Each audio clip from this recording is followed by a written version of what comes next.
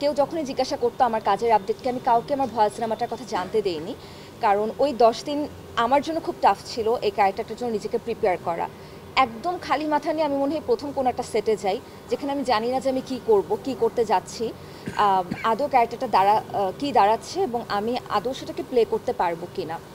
But a big thanks goes to my director, the screenplay writer of this cinema, Biplob Haider ভাইয়া, যিনি আমাকে সেই সাহসটা জুগিয়েছেন। এবং 2 দিন লেগেছিল ওনার সাথে আমার সিঙ্ক হতে। তৃতীয় দিন আমার বিরতি ছিল, সেই দিন আমি আমার এই 2 দিনের সমস্ত অভিজ্ঞতার কথা আমি ইরফান ভাইকে সব খুলে বলছি, ভাইয়া এই হয়েছে আমার সাথে, হোয়াট টু ডু নাও, আমি তো অ্যাডজাস্ট করতে পারছি না, এই না সেই না, কমপ্লেন বক্স পুরো আমি ভাইয়ার কাছে জমা রাখি। স্যার আমি একটু ইন করে দিই, আসলে ও যে অ্যাডজাস্টমেন্টের কথা বলছে একটু বলে দেই ভাইয়া। আমরা আসলে যে লোকেশনটা নিয়ে কথা হচ্ছে, এই লোকেশনটা হচ্ছে শ্রীমঙ্গল থেকে অনেক দূরে একটা ইউনিয়ন আছে। ওই ইউনিয়ন যেখান থেকে শেষ হয়, ওই ইউনিয়ন থেকে এমন একটা জায়গায় যেতে হয় যে জায়গা হচ্ছে নর্মাল গাড়ি যায় না, বৃষ্টি পড়লে তো পুরো কানেকশনই অফ, খালি বাইক চলে আর কিছু ওদের স্পেশাল গাড়ি আছে ওগুলো চলে। এবং ওখানে প্রায় আধা ঘন্টা যাওয়ার পরে একদম মেঠো রাস্তা এবং পাহাড়ে খুবই মানে এখানে যেটা রাস্তা আছে এটাও কেউ জানে না। সো এরকম অনেকটুকু পথ যাওয়ার পরে হঠাৎ একটা পুঞ্জি, এবং পুঞ্জিটা হচ্ছে পুরো পাহাড়ের উপরে, এটা হচ্ছে খাসিয়াদের পুঞ্জি, অদ্ভুত একটা জায়গা। মানে ওখানে কারেন্ট নাই, কিছু নাই, নেটওয়ার্ক নাই, কিচ্ছু নাই, বাট মানুষগুলো খুব স্মার্ট, দেখতে অদ্ভুত রকম সুন্দর এবং খুবই ভালো মানুষ। ওই পুঞ্জিতে শ্যুট করা, ওই পুঞ্জিতে কেউ একজন গেলে that means he is out of network. So ওরকম একটা জায়গায় একা একা আমাকে ছাড়া ও অ্যাটলিস্ট আরও 3-4 দিন শ্যুট করছিল। দ্যাটস ওয়াই মেবি তোমার অ্যাডজাস্ট করতে আরও অসুবিধা হচ্ছে। এটার জন্য একটা অ্যাডজাস্ট করতে খুব প্রবলেম হচ্ছিল, কারণ আমি বুঝতে পারছিলাম না যে কী করব। পরের দিন আমার শ্যুটে মানে আমার কাছে তো 23টার বেশি আর স্ক্রিন প্লে নেই, সো আমি কী করব এখানে।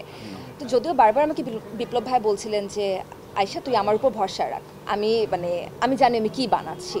সো এই ভরসা রাখার জায়গাটা আসলে ওনার সাথে আমার তৃতীয় দিন থেকে শুরু হয়, and from the 4th day we just broom. আমি জানি না কীভাবে কী হয়ে গেছে, বাট এভরি টাইম আমাদের সিন সুন্দরভাবে নেমে যাচ্ছিল, এভরি টাইম আমাদের খুব কমিউনিকেশন খুব ভালো হচ্ছিল, এভরি টাইম ভাইয়া দেখে বলছিলেন যে তুই ভালো করছিস।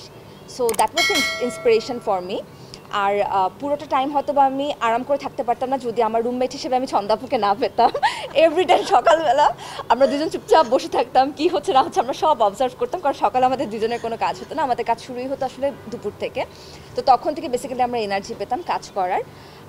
ম্যাক ভাই যেটা বললেন যে উনি আমাকে অনেক পরিশ্রম করতে দেখেছেন, আমি আসলে জানি না ওই 13টা দিন কীভাবে আমার চোখের সামনে দিয়ে কেটে গেছে, I have no idea about ইট।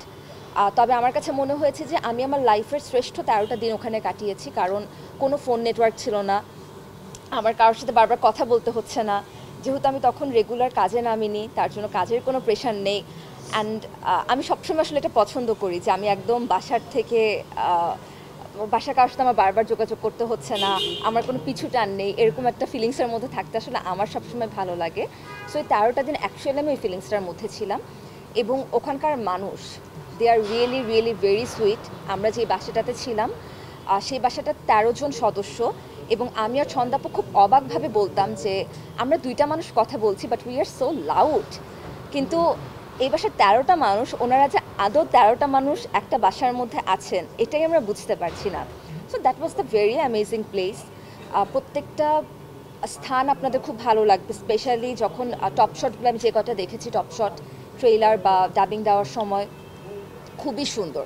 লোকেশনটা আসলে অনেক সুন্দর, একদম নতুন একটা লোকেশন আমাদের দর্শকদের জন্য।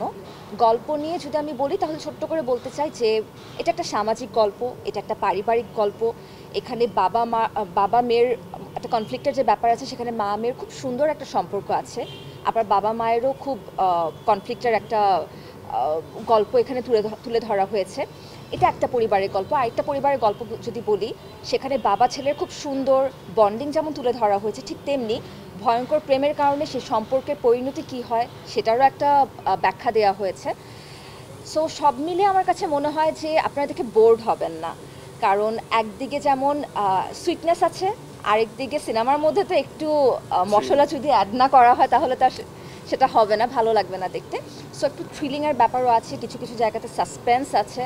সো সব কিছু মিলিয়ে আশা করি আপনাদের কাছে, আমাদের দর্শকদের কাছে, সবার কাছে ভালো লাগবে গল্পটা, সিনেমাটা ভালো লাগবে। সো আশা করছি যে আপনারা সবাই টিজার এবং ট্রেলার দেখে সিনেমাটা দেখতে উৎসাহিত বোধ করবেন এবং সবাই পরিবারের সবার সাথে মিলে সিনেমাটা দেখবেন।